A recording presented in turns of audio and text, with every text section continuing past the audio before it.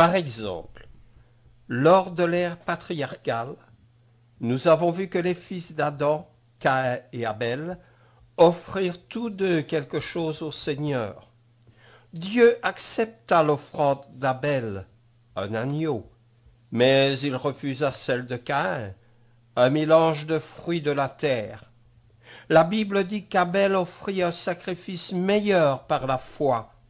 Ceci signifie qu'Abel fut guidé dans son offrande par la parole de Dieu, tandis que Caïn suivit son propre choix. Dieu dédaigna l'offrande de Caïn. Rappelons aussi l'histoire de Nadab et Abihu, deux prêtres qui vécurent pendant l'ère mosaïque. Ils tentèrent d'adorer Dieu en brûlant de l'encens. Mais Dieu y vit un manque de respect, car ils offrirent leur parfum avec un feu étranger, c'est-à-dire un autre feu que celui commandé par Dieu. En conséquence, non seulement leur culte fut rejeté, mais une flamme jaillit du ciel et les consuma. Un amour véritable pour Dieu s'exprime par une adoration qui respecte scrupuleusement la volonté et les choix divins. Pour l'ère chrétienne, Dieu a aussi établi les moyens par lesquels il désire nous voir rendre notre adoration. Le Nouveau Testament parle par exemple du culte hebdomadaire, qui doit inclure le repas du Seigneur, l'étude biblique, la prière, le chant et la collecte. C'est par ces moyens que Dieu désire être adoré le dimanche. Il n'accepte pas que les hommes y substituent leurs innovations. Jésus dit « Si vous m'aimez, vous garderez mes commandements. » Jean 14, 15. Examinons à présent ce culte demandé par Dieu. Quelques heures avant sa mort, alors qu'il mangeait avec ses disciples, Jésus institua le repas du Seigneur. Il leur donna du pain sans levain, symbolique de son corps, et du fruit de la vigne, symbolique de son sang, en disant « Faites ceci en mémoire de moi. » Luc 22, 19. Suivant le modèle donné par Jésus après l'établissement de l'Église, les disciples se réunirent chaque dimanche afin de prendre ce saint repas. L'histoire témoigne que cette pratique continua à être suivie par les premiers chrétiens jusqu'à ce que les hommes la changent des siècles plus tard. Chaque dimanche, tous les chrétiens doivent donc aujourd'hui encore observer le repas du Seigneur. En mangeant le pain et en buvant le fruit de la vigne, les enfants de Dieu doivent se souvenir du corps pur du Christ et de son sang versé pour nos péchés. En se conformant au modèle de Dieu, les chrétiens communient avec Jésus chaque dimanche. L'étude biblique doit aussi faire partie de notre culte par la lecture, la prédication et l'enseignement. C'est par la Bible, la parole inspirée, que Dieu nous parle. L'étude de la Bible honore Dieu, en attirant notre attention sur la volonté divine. Cela devrait être un moment de vénération et de respect profond pour la voix de Dieu. Le vrai chrétien étudie aussi sa Bible tous les jours. La prière constitue aussi une partie essentielle du culte chrétien. Par elle, le chrétien exprime à Dieu sa reconnaissance, ses besoins et ses requêtes en faveur des autres. Lorsqu'on prie, il faut se rendre compte qu'on parle à Dieu. Puisque Jésus est le seul médiateur entre Dieu et l'homme, seules les prières offertes en son nom sont en accord avec le plan de Dieu. 1 Timothée 2,5. Nous devons prier lors de nos cultes, mais aussi dans nos vies privées. La prière joue un rôle essentiel dans la vie journalière du chrétien. En ce qui concerne la musique, le Seigneur a désigné le chant comme unique moyen d'adoration pour le chrétien. C'est pour cela que nous chantons nos louanges uniquement a cappella. Lorsque les chrétiens chantent leurs hymnes, c'est du cœur que leurs pensées montent vers Dieu. Colossiens 3,16. Les chants spirituels glorifient Dieu, honorent son Fils, apportent le réconfort, la paix et l'inspiration au cœur de ceux qui adorent. Même en accomplissant nos tâches journalières, nous pouvons trouver de la joie et du réconfort en chantant des hymnes.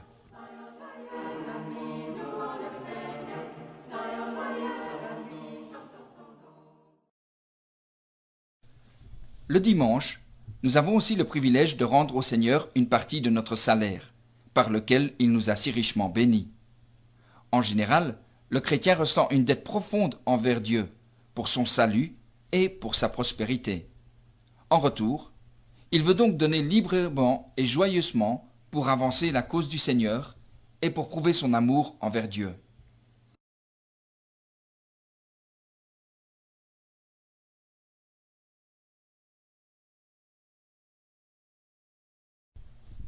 N'oublions donc pas les éléments établis par le Seigneur lui-même pour notre culte. Le repas du Seigneur, l'étude biblique, la prière, le chant et la collecte. Chaque personne qui désire honorer et adorer le Seigneur observera ces choses, en se rappelant que c'est Dieu lui-même qui les a choisis. Veillons les uns sur les autres pour nous stimuler à l'amour et aux bonnes œuvres. N'abandonnons pas notre assemblée, comme c'est la coutume de quelques-uns, mais exhortons-nous mutuellement, et cela d'autant plus que nous voyons le jour s'approcher. Hébreux 10, 24 et 25. Lorsque l'assemblée locale se réunit pour adorer Dieu, chaque chrétien doit faire tous ses efforts pour être présent. Celui qui aime vraiment Dieu ne manque pas volontairement une occasion d'adorer le Seigneur avec ses frères et sœurs, si cela lui est possible.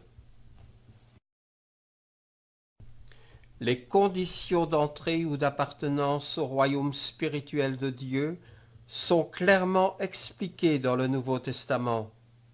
Une assemblée de l'Église véritable n'exigera ni plus ni moins que ce que les Écritures enseignent. Ceci dit, comment devient-on un chrétien? Un membre de l'Église du Christ? Chaque chrétien devrait être capable de répondre à cette question à partir du Nouveau Testament. Jean le Roi explique ici à ses amis comment devenir un membre du royaume du Christ. Il insiste sur la nécessité et l'importance de la foi comme fondement de toute obéissance au Seigneur. La foi qui sauve doit être assez forte pour conduire à la repentance des péchés, à la confession et au baptême en Jésus-Christ. Ceux qui se soumettent par la foi à ces étapes ont l'assurance que Dieu leur pardonnera leurs péchés et les ajoutera à son Église. Acte 2, 47. Précisons que ces actes ne sont pas des sacres et qu'un homme ne peut être sauvé que par la grâce et l'amour de Dieu. La foi en Jésus-Christ est la condition fondamentale pour tous ceux qui veulent vraiment être sauvés et jouir des bénédictions de l'Église que Jésus a bâtie. En Romains 1, 16, Paul dit « Car je n'ai point honte de l'Évangile.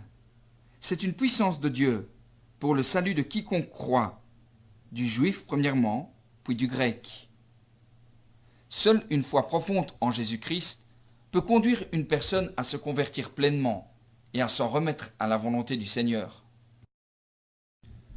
Le premier fruit de la foi en Christ est la repentance.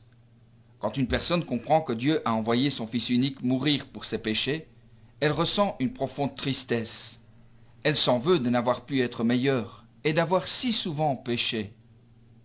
Avec ses regrets, le croyant décide alors de venir à Dieu.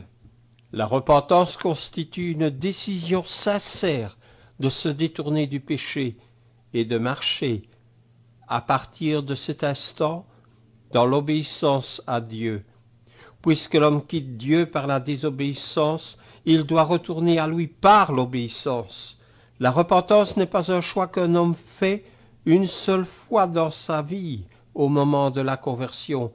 S'il veut être chrétien, il doit continuer à montrer de la repentance chaque fois qu'il pêche. La foi sincère et la repentance véritable conduisent un homme à confesser publiquement sa foi en Jésus. C'est pour cette raison que la Bible dit en Romains 10, 9, 10 « Si tu confesses de ta bouche le Seigneur Jésus, tu seras sauvé. » Par cette confession, un homme témoigne de son allégeance complète au Christ. Il accepte devant tous comme son sauveur et maître, Jésus-Christ.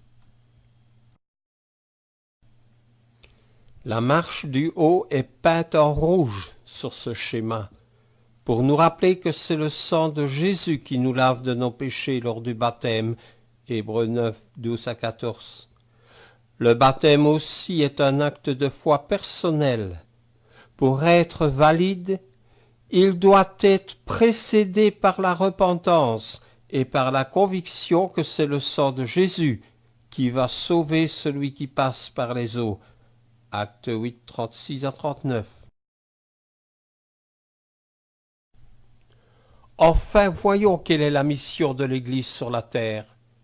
Puisque Jésus a donné sa vie pour racheter l'Église, elle a une mission distincte, élevée et sainte, qu'aucune autre organisation ne peut accomplir. Nous apprenons la mission de l'Église en regardant par exemple à la vision de Paul, dans laquelle un homme de Macédoine est venu l'implorer et demander « Viens à notre secours !» Acte 16, 8, 10. Paul a répondu à cet appel en apportant l'Évangile aux Macédoniens, pour qu'ils soient sauvés et qu'ils aient la vie éternelle. Une telle mission ne peut être accomplie que par l'Église. Chaque chrétien doit jouer un rôle dans la diffusion du message biblique de par le monde. Dieu a donc un plan pour l'Église dans ces domaines. L'adoration, Les croyances, les règles de foi, l'unité, l'organisation les appellations. et la mission. Si une personne fait partie d'une communauté religieuse où ces éléments ne sont pas en accord avec le plan divin, elle devrait joindre une autre assemblée, qui suit plus exactement le Nouveau Testament. Elle peut aussi commencer sa propre assemblée avec les membres de sa famille.